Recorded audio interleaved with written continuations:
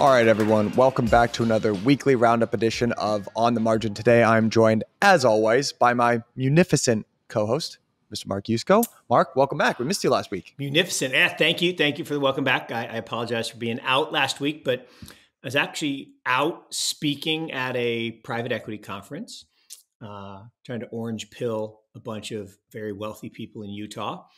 And I think I got the orange shirt on for Bitcoin Friday. Again, it's too hot to wear pants, so the sock reveal will be boring today. I'm not going to climb up on the table like I normally do. But okay, we got the Bitcoin roller coaster, end of summer. Roller coaster is back, for my friends at Mount Sox. So look, sock game is still good. But today is a very special day. Today is our 1-year anniversary, which means it's our paper anniversary. So I actually got you a little, anniversary present. Did you really? Oh yeah, it's paper. That is so nice. That is so nice. It's paper. A 100 trillion. You are a trillionaire now, Michael. You are a trillionaire. So as well as munificent, I'm being beneficent. And 100 trillion, and this would not buy a loaf of bread. 100 trillion.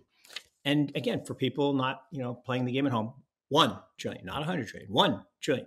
You and I have to do this show for 31,710 years continuously, which would actually be most unpleasant, and spend $1 every second. Now, I'm good at spending money, but I'm not that good. Tell you what, Mark, 31,000 years with you does not sound so bad, my friend. So if you'll do a little handshake agreement here. If you handshake me, all right, let's do it. We'll lock it in right now. Let's do it. So we're at year one. We're at year one. So we need 31,709 more. But hey, we can do it. All right, I got to give it to you here. It's my weekly ask for you now. We've got DAS coming up. Mark, you're going to be there in person. This is September 13th and 14th. This is going to be in New York. For those of you who haven't seen Mark do a live talk, it is truly a sight to behold. We've actually got an old YouTube video of him. If you go all the way back, super far back on the Blockworks macro channel, you'll see we got a video of Mark, with the boxing gloves on. It's really something, but it's a great conference. And we actually just recently announced that Dan Moorhead and the head of digital assets at Temasek is going to be there doing a fireside. Really, really great mix of some of the macro folks that you've seen on this channel: Danielle D'Ambertino Booth, Mike Green, Alfonso Pecatiello, Dan Tapiero. Really, really just going to be a very special institutional connection between traditional finance, asset management, and crypto. So please use code Mike250. Get Mike250 gets you $250 off. Jack and I are neck in neck right now. Come on, y'all. Mike250. Okay, I'm tweeting right now. Mike250. Let's go, y'all. Come on. Really, really want to win this one. Kate needs this dinner, so please do it for her, if not for me. All right. Come on, Jim, buy one for all the people at your firm. Come on, Jim. I know you're watching. So come on.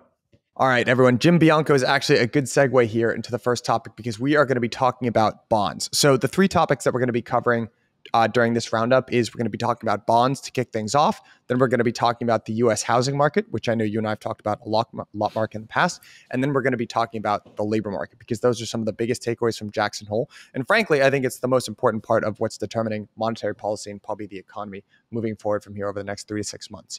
So I'm going to try to pull this up on my screen, share it. And actually, this is a chart from my colleague, Jack Farley. Give me, Jack, we're in competition. I'm still sharing charts that you made.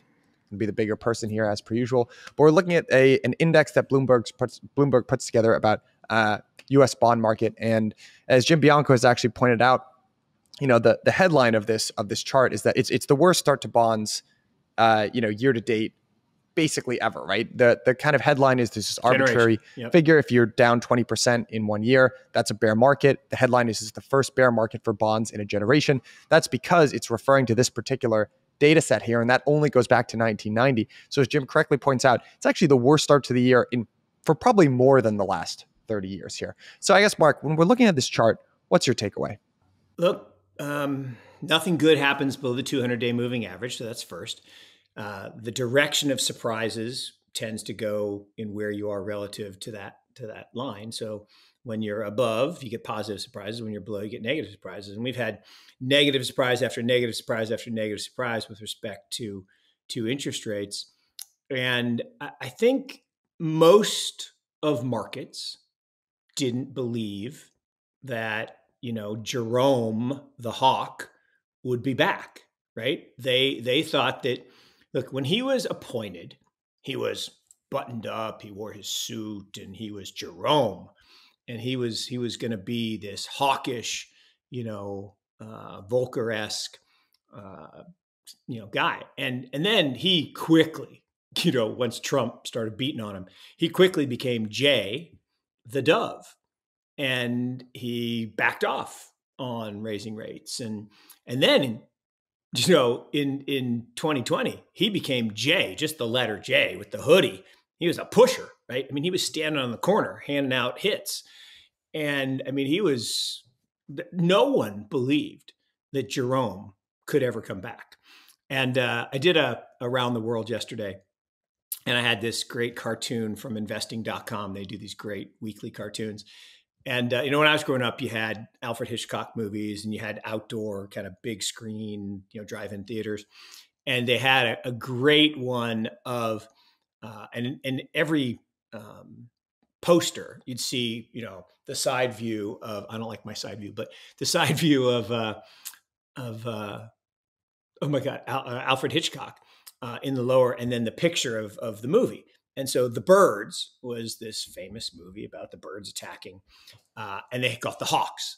And so they had, J-Pow down here in the corner looking, very Alfred esque. And so that was interesting. And then interestingly, I was giving my speech in Utah last week as J-Pow was making his big pronouncement from Jackson Hole, just up the road. And the title of my speech, what they asked me to talk about, was call sign J-Pow, for my nod to Top Gun Maverick. Call sign J-Pow, recession, depression, or soft landing, right? Because he promised us a soft landing, and what we got for sure is recession. Now the question is, do we have a depression, or are we headed for a depression? And is he going to make a policy error to push us into a depression?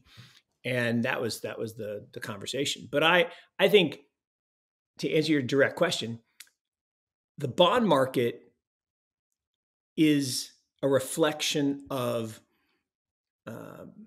fear, and that fear is that the liquidity provision that happened 2 years ago that resulted in why I gave you this $100 trillion bill, that we just printed all this money out of thin air. I think people have realized that the value of that money is dissipating. And so with the Fed cranking down, trying to put that liquidity back in the box, I think people are realizing this is ugly. And, the problem with bonds is, after a 35-year bull market where interest rates just went down and down and down and down and down, there are only three things that could happen with bonds, and two of them are bad, right? You could hold them and make your 2%, and inflation is higher than that, so you lose. You could hold them and interest rates could actually go up like they did, and you lose money, or in this case, a lot of money. The only good thing is interest rates keep going down. But if that were to happen, it's because recession, depression, and that may actually still happen. So we'll see. The reason why I wanted to get your take here just on the bond market in general is I feel like that's kind of the top layer thing, right? I mean, that's the base layer for basically the financial market. I want to see how that's trickling down to mortgages, because you and I have talked at large, right, over the course of the last year of our relationship here about the U.S. housing market, the importance of that market. And as we see rates tick up, right, in U.S. Treasuries, the 30-year mortgage rate has responded accordingly. So again, I'm going to share my screen. So this is the U.S. 30-year fixed mortgage rate, right? And as we see the 30-year fixed mortgage rate rise, what we should see is a corresponding drop in the price of U.S. homes. And we are, if not fully seeing that yet, we are beginning to, at least. Well, and I don't think people appreciate how big that move is, right? 30-year rate doubled from 3 to 6. And one of the things that, again, your anniversary gift points out is prices change over time, and people don't feel it, don't notice it because it's happening slowly. And so it only affects you if you're coming new into a market. So, we're newlyweds, so to speak. Right? And let's see how far we can carry this analogy.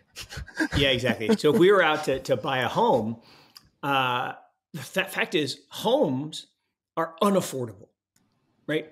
Unaffordable. I mean, a starter home, 350, 400, 500K, depending on where you live. I mean, want to buy an apartment in New York City, just nonsense numbers. Oh, no, it's very affordable because the interest rates are so low. Oh, so they talk about housing affordability. It's like everything's now payments, right? People don't talk about what a car costs. They talk about what the payment is, right? And here's a crazy thing that I just learned, and this just blew me away. Everyone talks about, zero interest loans on cars, and you see all the commercials. That's like a tiny fraction of people that get that, that actually have a FICO score that's high enough. The average car loan is double digits. And there's a whole swath of people in this country paying 20 to 29% for car loans. Are you kidding me? I mean, that is robbery. That's theft. That's egregious. And so I just don't think people really understand how bad it is. And for interest rates to go from 3 to 6, you just took a whole swath of people who thought they were going to be able to buy a home. Gone. No chance. Because the average home price is too high. Because we have printed too many of these pieces of paper, and we have money illusion, right? We have this thing where prices of everything are super high. This is only anecdotal, Mike. What I'll just share. Yeah. So I don't go to the grocery store very often. Okay, full stop. It's not part of my job. But Stacy needed something to finish dinner, so I had to get one thing, just one thing. So I walked in, and you go right through the produce section to get into the store. And I could not resist summer fruit. So I'll just get a couple nectarines, a couple plums, put a couple in the bag. I get my thing. I walk, plop them down on the scale. $10. $10 for 7 pieces of fruit. I'm like, are you joking? Yeah. I wanted to put them back, but I couldn't. And I'm like, and again, this is not in a braggadocious way, but how does the average person pay for that? I don't like paying for that. And I'm not super wealthy, but that's just, I was crazed. So I think the reason why we're highlighting the price of homes is for 2 key reasons, right? There's that old saying that the housing market is the U.S. economy, right? So the housing market tends to be, it's a lagging, but it's a huge driver of the U.S. economy for 2 reasons, right? Because one, there's so many different raw materials that go into the building of a home, right? I mean, it's a huge economic driver for, when prices of housing go up, then you get new housing starts that, drives directly a whole bunch of economic activity. Furniture, and then you get gardening, and everyone starts then ripping up money and throwing it on your lawn. Right. Like the lawn, I think it was created by the Scots company, right? They created grass to take money from us. I hate my lawn. Yeah. I hate it. It costs me so much money. And I have this little tiny thing, and it just dies. Mm-hmm. And then they're like, oh, you need to replace it. I'm like, okay, replace it with what? It died. So it's probably going to die again, right? Oh, no. We'll try a different seed. No, it dies again. So it's an important part of the economy in general, but also U.S. housing kind of sits at the heart of this social contract of the United States, right? Which we basically said it's a good thing. You should want to own land in the beginning. Then you should want to own your home, because owning a home is a big unlock for people, right? Especially young people, right? You save up money, you buy your first home, you can use that as collateral. You can take out line of HELOC basically on it. You can gain liquidity on it. It's a big financial unlock for you, and it should appreciate, right, over the course of your life. So it's like 60 to 80% of most people's net worth lies in their home. So the fact that it has become unaffordable for an entire generation is just big. And, you and I have talked about for a little while, as we were in kind of this run-up period here, right? Basically the entire year, starting in January, we've seen, mortgage rates run up from I think this is a historic low. I don't think they've ever been this low. Historically, sub 3%. And they've doubled over the course of the last 6 months. And what we haven't seen is that corresponding decrease in the price of homes, decrease in the price of rents, especially in major urban areas. Those have all just been screaming up. But as we've talked about, there's a lag effect with that, right? So it takes a little while for the market to price these things in. And I think what we're starting to see is a turnover in the housing market, which has implications for the broader economy writ large, which is what I'd love to get your opinion on. But also, it also could, I guess, make things more affordable for people that want to buy homes, but it still feels pretty far out of reach. I don't know if the housing market is something that you've been paying attention to or zoning in on. No, I pay attention to it a lot. And look, I'm in a different camp than most, right? I think we've peaked in inflation.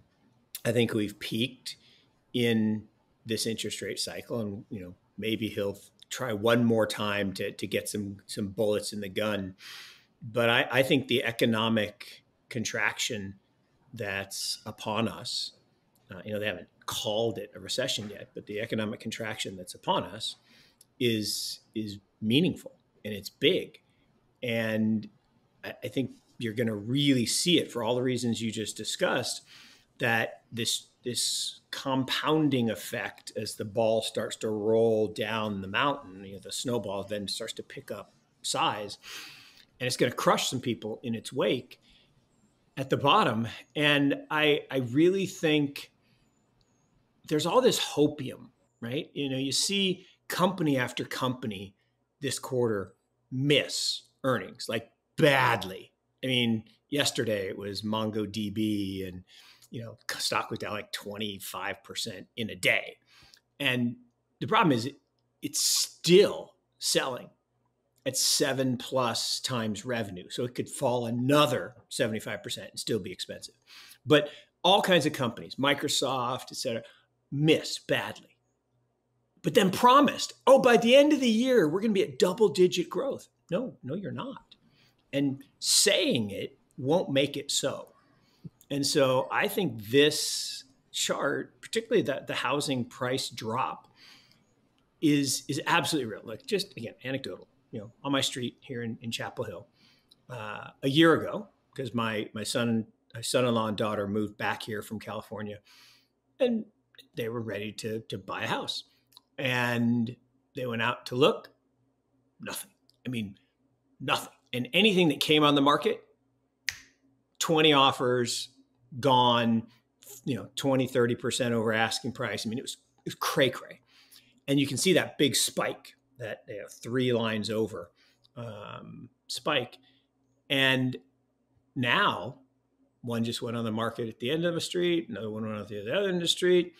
And, the one did sell, or says under contract, but it wasn't like a bidding war. And I think it's starting to slow. Now, North Carolina is unique in that Apple is coming for their second headquarters. So there's a lot of people still going to come here for that. I think like 4,000 families, they're saying. That's a lot to absorb. But other places, you're definitely starting to see it. And look, I believe we're in a recession that's going to get worse. Like Europe, look at Europe. Like, look at all these posts of the electricity bills for small businesses. If a small business shuts down, okay, so if a small business shuts down, and we can get into the whole debate of whether that's the intent of this whole thing or whatever, but if a small business shuts down, what happens to the economy? A whole bunch of people get laid off. A whole bunch of people who normally went there and spent money into the economy don't go there and spend money into the economy. So there's a multiplier effect. I don't know if you saw this headline, but it was a bit of a the base case. The Goldman, their base case for inflation in the UK is like 14.8%, but it could top 20% CPI headline inflation in the UK. I mean, that's a pretty wild statistic.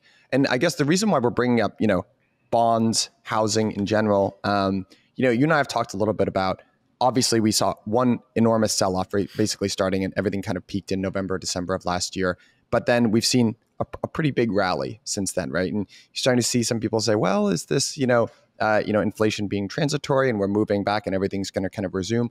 Or is this a bear market rally? And I feel like, we're starting to get some data points that suggest that was a bear market rally and we are in this deeper recession. And what I would point to there is, the dollar, the Dixie index just hit a 20-year high, right? We're just under 110. Yields on U.S. Treasuries, the 10-year, is starting to steadily creep up, especially post Jackson Hole. We're starting to finally see that effect of the housing rollover, right? So we're looking at here is the S&P Core Shiller 20-city composite home price index. There's a month-over-month change for the first time. In June, it dropped pretty significantly. So what I'm wondering is, are we at this inflection point of, was that just a bear market rally and we're resuming our next leg down here, with maybe the last thing being that we just haven't seen, that would be everything that would be very typical of a recession is job openings. 100% bear market rally. Look, it was classic bear market summer doldrums rally, right? And the term sell in May and go away, come back after Labor Day, exists for a reason, right? I mean, it exists. Sayings don't just come out of nowhere. People don't, I wonder if I put a bunch of words together. No, they mean something. And so what happens is, in the olden days of brokerage, particularly in the UK, the Europeans know how to holiday, right? They take all of August off and then some of the other months. And basically, if you just sold in May, the market would just kind of do nothing, kind of up and down, do nothing. And then people would come back for the Labor Day. There was a big horse race in the UK and they would come back. And so that's where we are. And so today, I will argue, was the last gasp hope for the continuation of this rally, and that's gone, right? It couldn't even last until today. It started to roll over a week ago, and it eked out a small gain yesterday because it's the first day of the month, and that's when all the 401k money comes in, and it was down big in the morning, and then it clawed its way back. NASDAQ was still negative, but the S&P clawed its way back to flat. And that's because of all that passive money having to go into the market on the first day of the month. But look, when people come back, and I will debate anyone on this, that this was the record-setting vacation year. Even Americans holidayed. In August, dead. No one was at their desk. Everyone's coming back next week. And you and I have talked about this. We're doing our back to work policy starting next week, which people are going to hate, but whatever. And you guys have struggled with that. And I think people are going to come back, and traders are going to be back on their desk, and people are going to look at the data, and they're going to say, nope, don't want to own this. And I think we're in for a very tumultuous fall. If Jay Powell sticks to his guns and keeps firing at the inflation boogeyman, which it's over, right?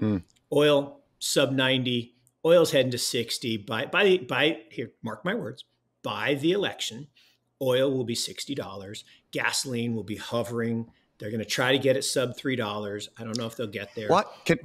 Elaborate on why that is. Why do you think gas is headed there? Because they can buy votes. That's how you buy. It's like forgiving loans, right? You're buying votes. Presidential popularity and gas prices are perfectly inversely correlated. Perfect. I mean, if gas is $1, presidential popularity is like 70%. Yeah. If gas is $4, it's like 20-something%. So the only chance, and it's not even a very good chance, but the only chance the Democrats have, and this is not a political side statement. Look, the current administration execution is going to go down as one of the worst ever, right? Trump was pretty bad. This one's really bad. And that means in a midterm cycle, clear the decks, right? Get them out of there. So the only chance is to try to buy votes. So you've seen, example after example of trying to buy it. And I've actually been talking about this since January, that oil prices, there'll be a magic deal with Saudi. And I think we had a hint of that the other day. And I think demand numbers are going to be stinky too. I have a, but I want to earmark because I didn't get to get your opinion on student loan debt forgiveness. But I want to, the reason I wanted to zero in on that is because oil's a commodity, right? So oil, like commodities trade based on supply and demand, but they also trade based on what governments want them to do, right? Because commodities, unlike stocks, actually are raw material inputs for an economy. And if you don't have oil, people die. If the price of a stock goes down, there are all these other ramifications, but it's less direct, right? It's less direct, yeah. I had a thought about this. I was thinking about Bitcoin and ETH, actually, because what people want, the generally accepted view is that these are commodities, right? These are commodities. We want them to be regulated by the CFTC. Yep. Well, everyone wants them to be regulated as commodities, but the expectation is that they'll appreciate like equities. I don't know if you've noticed that. You know, Nice. Everyone wants them to be regulated like commodities, but they want them to behave like equities. So it's a little bit of and what I mean by that is like same thing with the price of gold, by the way, and same thing with the oil market. Like we just did an episode with Luke Roman. He had a great detailing of when we moved off of a gold standard and we basically moved on to this petrodollar system where the dollar is backed by oil. We needed the oil market to be larger. So what happened to the price of oil? Geopolitical strings were pulled, the price of oil goes up. And I'm wondering if Bitcoin eventually is going to fall into its, I know that it's a money, I understand that too, but precious metals are commodities in a way as well, right? So is that Bitcoin's destiny basically to trade like a commodity, which is not this like steady grind up like we've seen so far, but commodities kind of go in these big like nothing spikes, up and spike down. Stair steps. You know what I mean? Yeah. No, it's perfect. And gold is the only asset that is both a commodity and a currency. Yeah, right? monetary When metal. it trades like a commodity, it trades like shit. Right? Yeah. You don't want to really own it Yeah. because it's not really that exciting. No. And the industrial uses of it are really not that exciting. And so there are lots of times in history where it trades like a commodity and it's really boring. I mean, like this year, it's just really not that interesting. Now, when it trades like a currency, to your point, that's when it's interesting. And what it is, it's a store of value relative to paper, right? Our paper anniversary versus paper creation. When you can create paper out of nowhere, where you can stack up these, $1 trillion bills and dilute the value of the currency, what happens is gold isn't priced. An ounce of gold is an ounce of gold. Doesn't change. You can't break it. It's an ounce of gold. But we don't price gold in gold. We price gold in dollars or euros or yen. So the price of gold in dollars goes up when we're increasing the supply of dollars. In the last 12 months, we decreased marginally the supply of dollars. And so gold prices are down. And so is Bitcoin. And people are like, well, that shouldn't happen. Like, well, of course it should happen. Okay, that's the, commodity. It's trading like a commodity, not a currency. Now, should J-Pow reverse and realize, oh, geez, I really did make a policy error and I did turn a recession into a depression and the 90-year cycle's back and we end up, in a really bad place, which is certainly possible. With the deglobalization and Russia and China, turning the screws on Europe, China still making the stupid COVID stuff. I mean, it is amazing to watch in real time a government make a decision, a policy decision, to slow their economy to the point of stall in their mind to create an opportunity to get a bigger share later. Very dangerous, right? Think about an airplane. Stall speed, bad things happen. If you're just short of stall speed, it's okay. But if you get to stall speed, bad things happen. Yeah.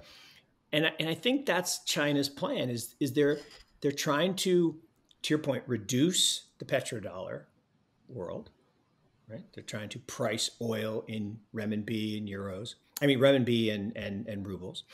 And they're trying to get other countries more dependent on that axis of power, like India and Pakistan and Southeast Asia.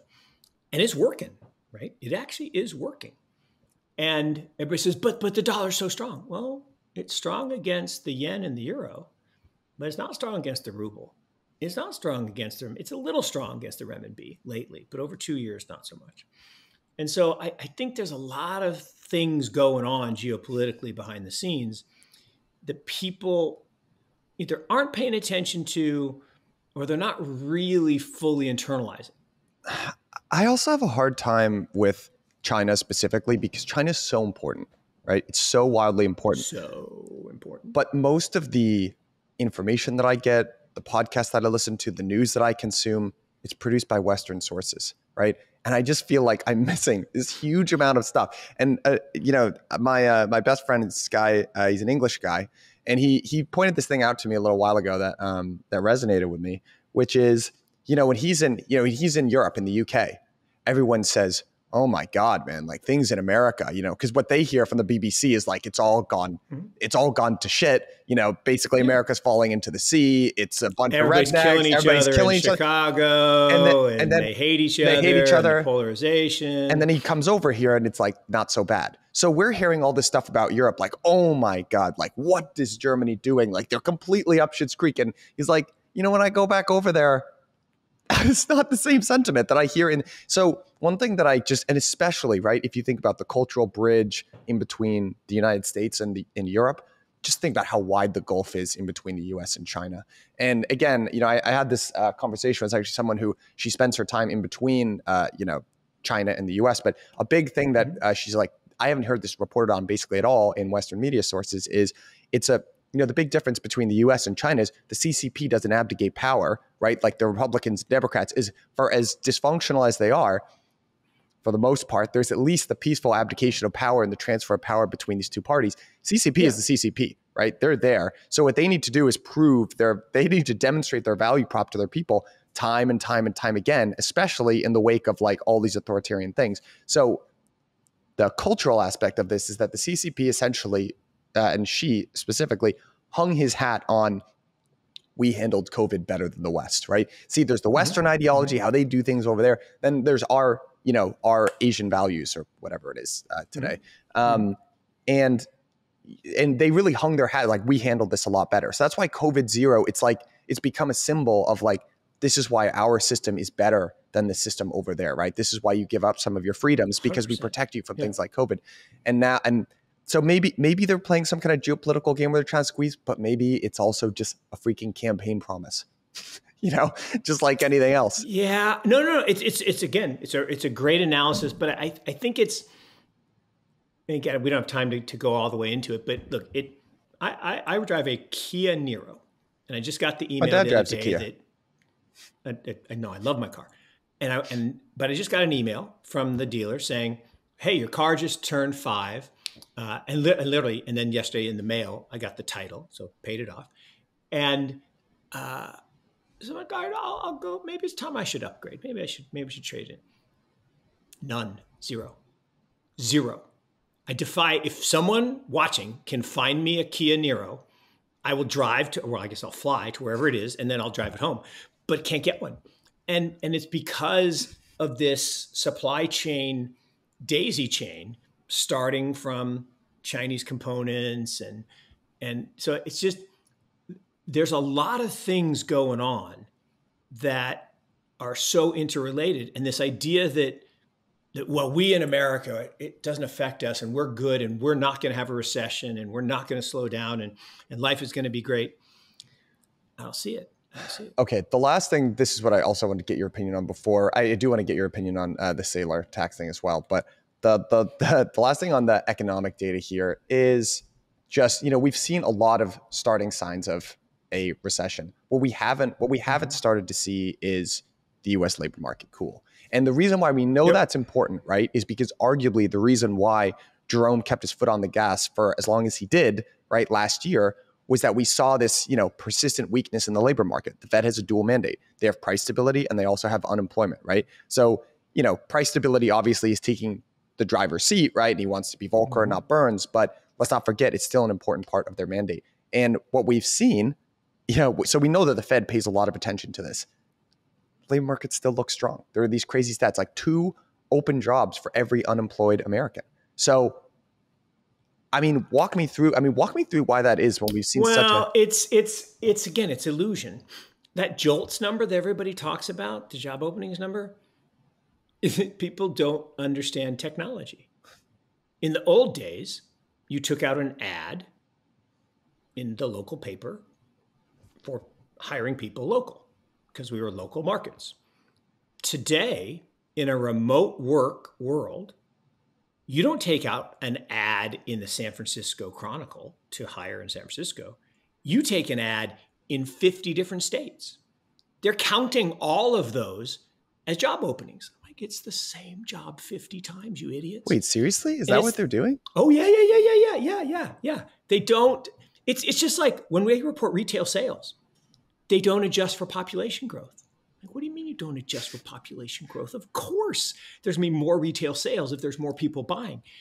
They don't adjust for inflation. So retail sales went up because we're paying more for gasoline. I've got a question for you on this, because this actually came up in a tax discussion that I had this week.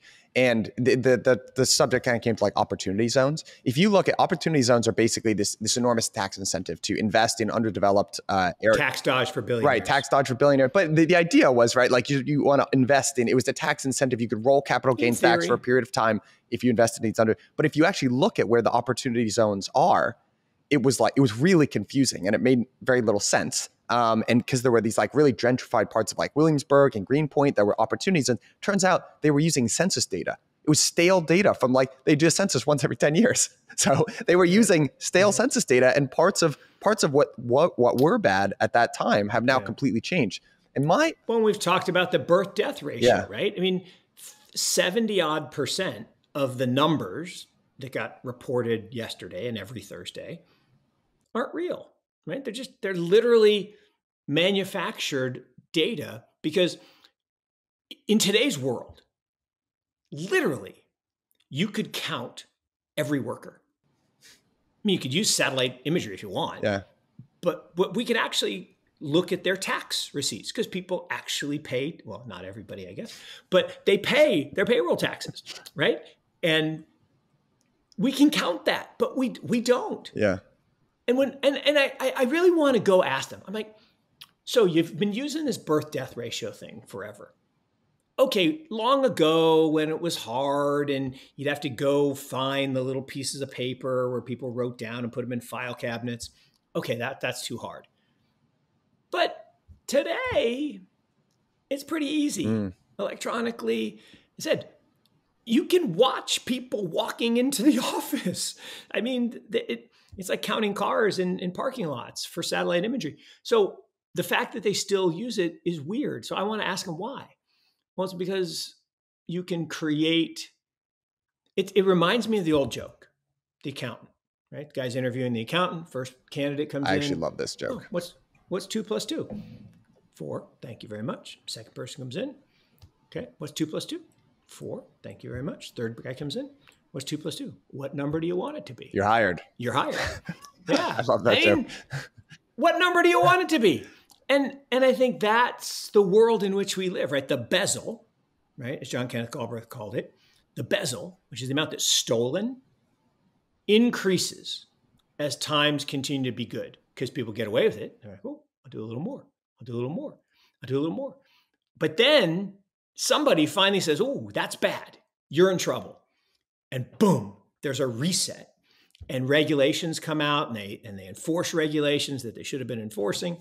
And I think we're very close. Like if you look at the accounting shenanigans in the market today, it's the worst it's ever been, right? Things like adjusted EBITDA and like my favorite, stock-based compensation is 21% of profits. Like, whoa. So hold on. Stock-based compensation, that's an expense. how is giving people, payment in stock instead of cash a profit? I mean, I do have an accounting degree, but I'm not an accountant. But even I understand that an expense cannot be profit. But in our magic accounting world, it is. It sucks for everyone. Honestly, that system sucks for everyone, because then that's basically a non-cash. You have to pay tax on that too, right? Right. You have to pay tax on it. So who's winning in this? That's what I just don't understand. And the management, the senior management of the companies, and Warren Buffett. Warren Buffett is killing it on that. Why? Because management is incented to buy back stock. Okay. And his structure, which is the genius, right? Everyone thought, oh, Warren's such a great stock picker. Bullshit. Not a great stock picker. He created the perfect investment structure. I agree. And leverage. A long-term leveraged structure that never pays taxes. Unbelievable. Why I bow down. I literally think he is the biggest investment genius ever, but not for the reason that he sells. I actually think he's an amazing. He understood the niche in a market for a brand. Like if you go back and look at how, Warren Buffett, he was losing out deals to these like hot shot private equity New York people. They come in their fancy suits and suits in their shoes. And he was like, why? I'm not winning these deals, right? And so he went anti, right? And he's like, the Oracle of Omaha. He sits at his little thing. He has his, who knows if he even has the Cokes and yeah, exactly, right. It's such a. If you had 5 cherry Cokes a day, you'd be dead. I'm sorry, you'd be dead. You drink 5 cherry Cokes a day, you die of diabetes. Yeah. You'd just be dead. But you know what? Because the brand that's associated with Warren Buffett is Oracle of Omaha, genius stock picker. No one points to the structure that he has. He basically he found a way to leverage bets, take long-term bets, and not be liable to anyone. And never taxed. Not ever. Amazing. Yeah, you got to answer the guy. It is amazing. No, it is amazing. And it's genius. And why other people don't do it, I don't understand. But it is genius. But so Jolt's number maybe not be totally accurate, but it's what I hear. It's what I hear. And again, but I look. Does it feel to you? It still feels like a hot labor market to me. I'd be curious what your sense of it is. I know the numbers are saying this, but it's kind of jiving with what I'm seeing out there. I think what you and I talk, and we talk about this a lot offline, I think what we're both feeling is the entitlement generation. I'm going to sound like an old fogey here, which maybe I am, but the entitlement generation, the participation trophy generation, has this thing like, well, I need a signing bonus. I'm like, you're 23 years old. You don't get a signing bonus. Signing bonuses are for 40-year-old people that we're trying to lure away from really, high-paying companies. Oh, I don't really need to work on that project unless, I get more money. I'm like, what do you mean? Or just the demands for base salary, or things like, it's just, those things make us feel like the market's hotter than it is, where people's expectations are irrational. Yeah. And there's not this understanding of, well, if you contribute, then you get paid, but you don't just get paid to breathe. But that's the world in which we live, because people did get paid to breathe. They got trophies for walking on a field. You didn't have to win a game. I've told the story about my son's first team, right? And took the medal in the trash. 0-10, you don't get a trophy. I'm sorry. No trophies for 0-10. It's I feel like I sit on both sides of this, because I see the other side of it too, which is if you're a parent, if you're a manager, if you are a president, you need to show people the path. You need to be like, if you do X, Y, Z, then you get, if you do A, B, C, then you get X, Y, Z. I feel like what has gradually happened over the course of a long period of time is, how's it, right? The important parts of the American social contract, right? Which is buy a home, you get to take vacations, et cetera. We've gradually chipped away at it. We've gradually just taken chip after chip after chip. And it was never explicitly mentioned, right? It was through maybe well-meaning things. It was maybe through globalization, maybe it was, but whatever it was, I think this probably started with millennials with our avocado toast, and has now completely come home to roost in Gen Z, which is they're like, I'm not going to be able to do any of the stuff that you guys did, my parents. Why am I even doing anything? Why then I'm not doing it. I'm not going by your rules. And I think that's what's happening. So I kind of empathize with both. I see both sides of it. It's a really important perspective. And look, there are things that you need to do. Maybe this is the good segue into the sailor thing. There are things that you need to do, even if you don't like it, right? I don't love getting up in the morning. Let's just be honest. But we record this every Friday at 8:00.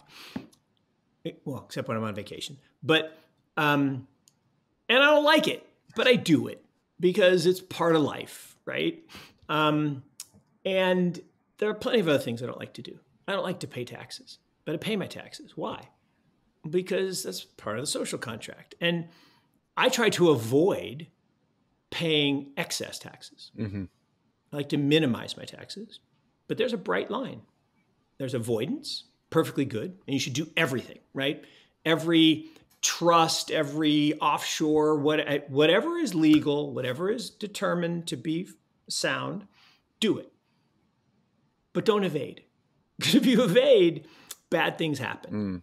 And then the worst part, don't brag about it. Right? Yeah. I mean, if you do evade or if you do something wrong, don't brag about it, because then you make yourself a target. Yeah.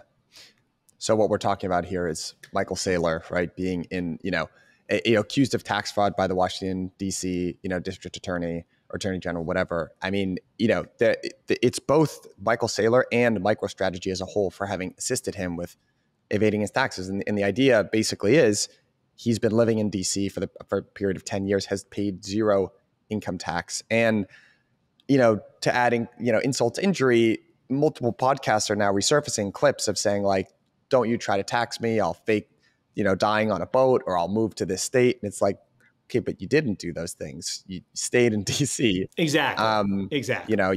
If you had done those things, then you wouldn't have to pay the taxes, but you want to live in the state. And,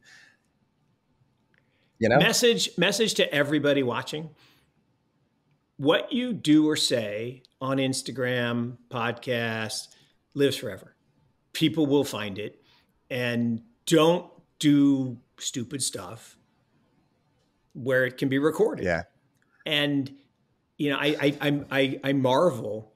I tell the story that when I was taking my middle son to look at colleges a number of years ago, we were at one of the schools up northeast. It doesn't matter which one, and we're trying to get in this building late at night, and it was locked. And there's this guy sitting out, with a stack of files and a computer. He's like, "Oh, I'll let you in." And I go, "What are you doing?" He says, "Disqualifying applications." What? He says, "Yeah, I go to the person's Instagram page or Facebook account, and if they got posts of drugs and alcohol, they're out." Like, pretty simple criteria, because you got lots of applications, few spots. And I was like, wow, okay. I bet the person that thought they were cool with that beer at that high school party didn't really think it would disqualify them from the school they wanted to go to. Yeah. I don't know. I think actions have consequences. I just think actions have consequences. But talking about just, I don't know, this whole new era that we're in, it's what's been a bit of a bummer is that it just doesn't seem like we hold our leaders to particularly high standards anymore either. And there seems to be, it's almost depressing how predictable it all is, because now on Twitter, all the people that worship sailors, not like, hey man, you probably should have paid your taxes. It's like, well, the people that you would think are making excuses. And, the other people that feel competitive with Bitcoin are tearing them down. And it's just like, where's just the objective? Why can't someone just say, hey, you might be a good dude and I respect this move that you did, but you also should have paid your tax. Those aren't mutually exclusive ideas. I don't understand why that's so unpopular. Here's the thing. And I don't know all the details, and I'm not friendly with Michael. Here's the thing. If you set up structures in a legal framework that allowed you to have your income in a certain place, and it was shielded from taxation because of those structures, which could have absolutely been the case, right? Mm-hmm. Now, it could have also been the case that he got advice on certain structures, and they didn't pass tests. This happened to my dad. My dad worked for it's not the same thing, but similar in that he worked for a public accounting firm way back in the 70s, and the partners all made good money, and they didn't want to pay as much in taxes, so the firm, actually solicited bids from creative types to package up essentially tax losses. So it was a tax loss harvesting strategy. Make a long story short, it was around hotels. So there's something in the law that allowed you to pass along these losses to offset current income. Totally legal, totally. But here's what happened. Big recession in 83. And the banks, because they were collapsing, forgave the debt of these real estate developers. Well, that triggered an immediate tax event for all those partners. So it's not that they did everything by the book, they thought, but then the world changed. And so suddenly they had to pay their taxes, which was unpleasant. Yeah. But so I'm not passing judgment on what he did or didn't do. I am saying that, look, if you did the structures and then it turns out they didn't work, that's maybe what the AG's claiming, you're probably going to have to pay some money. If you actually didn't use the structures and you were just literally, flaunting the system, that's less good. And that's when we do have to hold any leader accountable to a higher standard. I agree. So, no matter how popular. But here's the problem. Here's the real problem, Michael. We've talked about this. First, they ignore you. Then they laugh at you. Then they fight you. We are right in the heart of then they fight you. So don't stand up and make yourself a target for regulators who don't like what's happening anyway and who are being paid by the other side to fight us. Now, what's really interesting, I saw David Rubenstein, a little clip this morning, saying that he just interviewed SBF and was talking about how much money he's spending in Washington to influence Congress to be light on the regulatory touch. So we do have a spending war going on, right? You got the banks spending big money. I mean, big, and that's all public data, big money to try to put the clamps on crypto. Huge spending going on. And they've been very successful. Look what happened to the lenders. Look what's happened to stable coins. I mean, lots of stuff. Yeah. But now there's going to be it's literally a war, right? It's a spending war to see who can influence the most. And the best we could hope for is détente, where we just stop shooting each other and killing each other. But don't walk into the middle of that fray and put your hand up and say, yeah, I'm untouchable. Bad plan. Yeah. The whole one thing that I'm trying to work through mentally as well is, connecting, because I feel really strongly about crypto. This is the industry I'm probably going to spend my entire career in.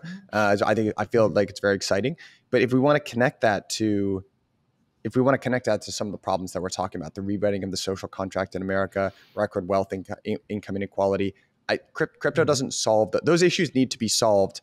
Crypto doesn't solve those issues. If you go back in history, if you look, what needs to happen is society needs to correctly state the problems. They need to point at it, and then government needs to be a part of the solution. So I understand it. Again, everyone's perspective. I understand the regulator's perspective, where it's like, hey, you guys are doing this stuff that is, unregistered securities offerings. You're flouting, KYC, AML. Those are bad things. I also understand, I'm probably more in the camp of people in crypto. It's like, hey, guys, we're creating an industry here and we're trying to innovate.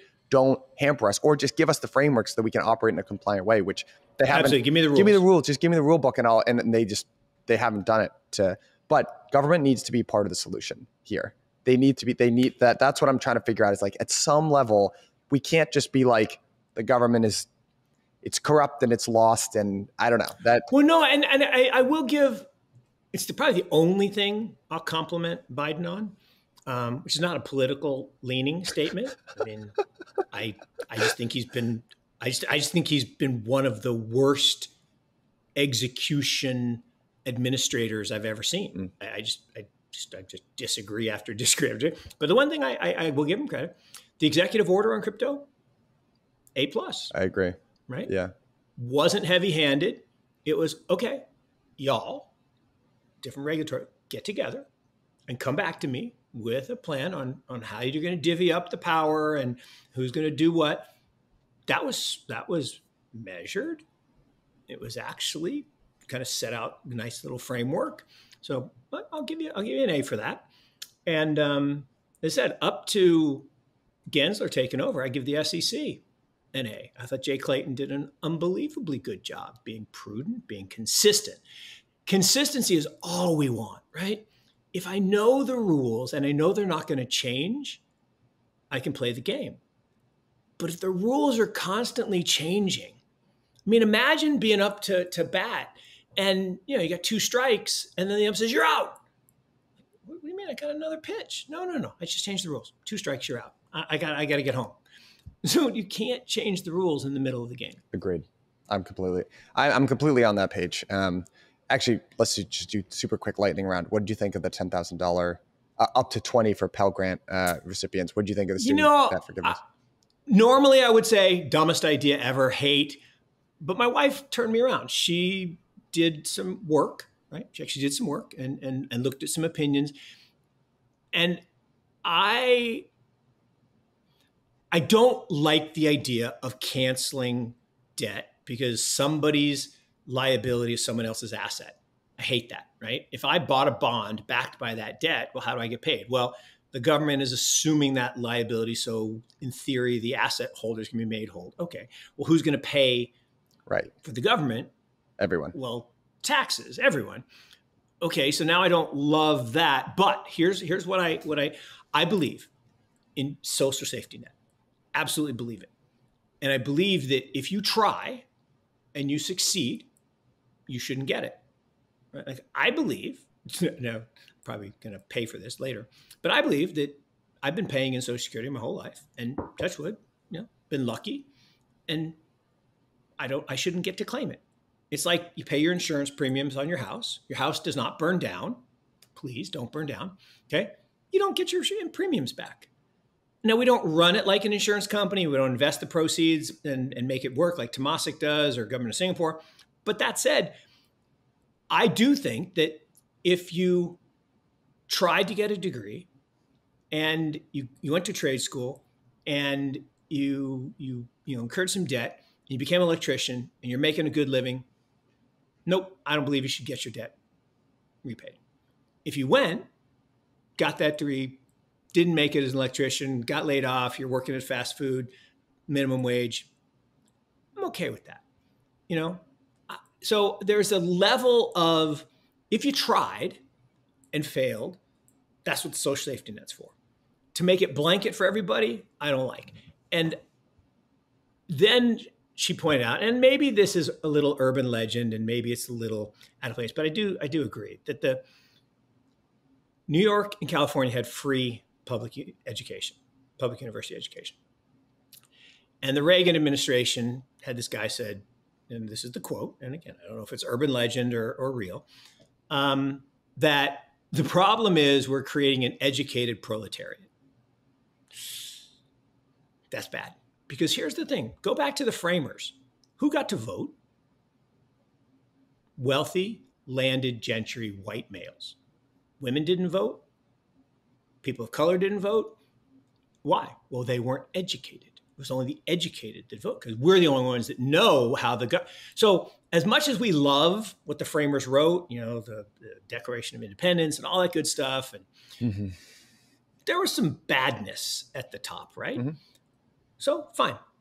I'm okay with the rules we have, amendments and all that good stuff. But here's where it gets weird. If suddenly we've made a system which allows a greater portion of the population to become educated, and they were using government resources to facilitate that, it's like Head Start, my big thing. I think Head Start should be fully funded by the government. It's the most important thing we can do. It could end a lot of the poverty and a lot of the, people going to prison. It's all about second grade reading score. but it's the first thing they cut, right? Because it's easy. Well, if that move was deliberate to make it harder for people to get educated and raise themselves out of poverty, I don't like that. So again, I don't know if it's true. I think it probably is true. And that encouraged a whole swath of people, primarily people of color and lower incomes, to have to take out loans. Some did get good jobs and went on to survive and thrive and excel. But in many cases, you ended up just with a lot of debt and not that much better of a position. I'm actually okay with forgiving that. Yeah. That's a long answer to the question, but I think I've changed a little bit in that at first I thought it was a dumb idea. Now I'll say for a certain percentage of people, I think it actually does make some sense. First of all, I think it's great to change your mind. And props to you and your wife's relationship. She's getting you to change your mind. That's awesome. As far as you guys are, that just brings a smile to my face. Honestly, the way I feel about it is I'm completely torn because I think that if I had to do a maxim here, invest in the youth. And, I kind of heard this thing where it's like, oh, forgiveness. First of all, student loan debt, the percentage rates on that are so much higher than many other forms. It's like 6 or 7% in many cases. Yep. That's extremely high. And I just think unburdening a group of like the youth, that's a good investment in the future, right? If like X percentage of those people do on the margin, slightly more activity, like it should pay for itself.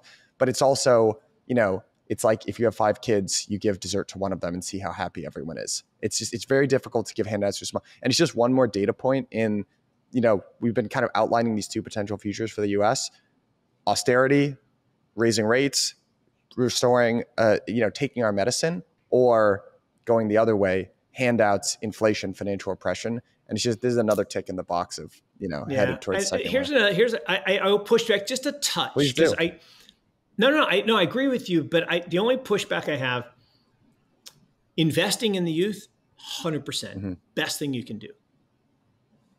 Here's the problem. Does forgiving the debt actually invest? Have you increased that person's skills? Have you given them a better future? You've basically given them more money to spend, but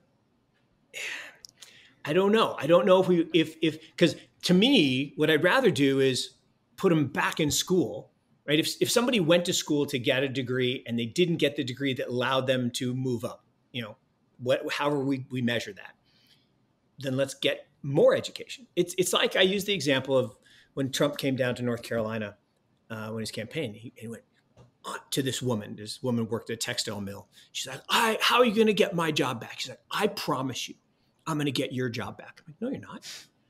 There is zero chance textiles are ever coming back from China. Zero. I mean, zero. So the only chance she has is to get some education to find a new job. Yeah. Trump didn't do that for her. No. She's still waiting for her job to come back, and it's never coming back. Yeah. What she needs is a way for free, right? Because we could definitely do this. We could create an education system that is free for people that qualify, right? And everyone's arguing about, with the Ivy League kid who took out $20,000 student loan shouldn't get it repaid. Well, it depends. If their parents are gazillionaires, I agree. If they're a Pell Grant kid, I'd probably disagree. Yeah.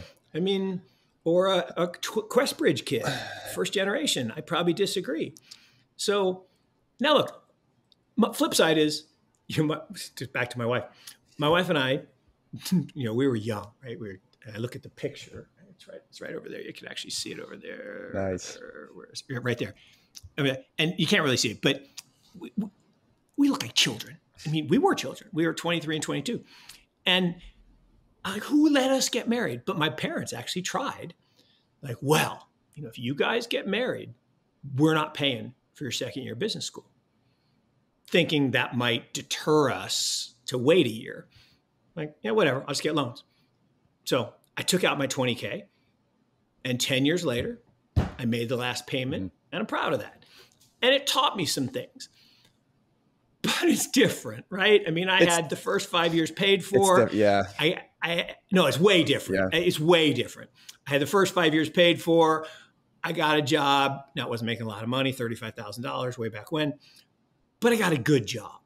I wasn't working at a McDonald's or a Wendy's and trying to claw my way up. I got a good job in an insurance company and you know, I made it work. But I do remember borrowing from one credit card to pay off another credit card in my early days. Yeah.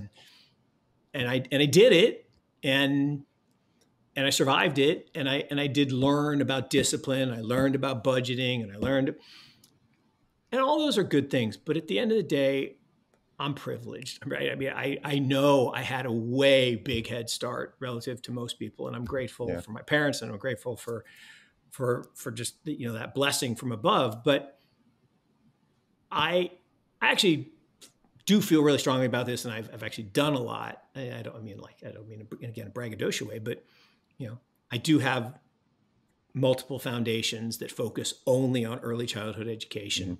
I do believe in this. I think, you know, we can make a difference. And I think if we had leaders who focused on the problem as opposed to buying votes, I believe this is a stunt to buy votes.